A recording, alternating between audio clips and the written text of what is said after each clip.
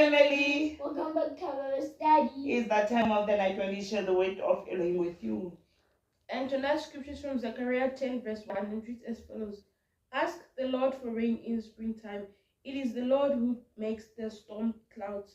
He gives showers of rain to men and plants of field to everyone. Yes, Zechariah10 verse 1. Qelang pula ho Elohim ka nako ya dipula tsa selemo. Ke Elohim a hlahisang mahadima. O tla ba ne a pula ya medupi. A fe e mong le e mong tse melang tshimong ya hae.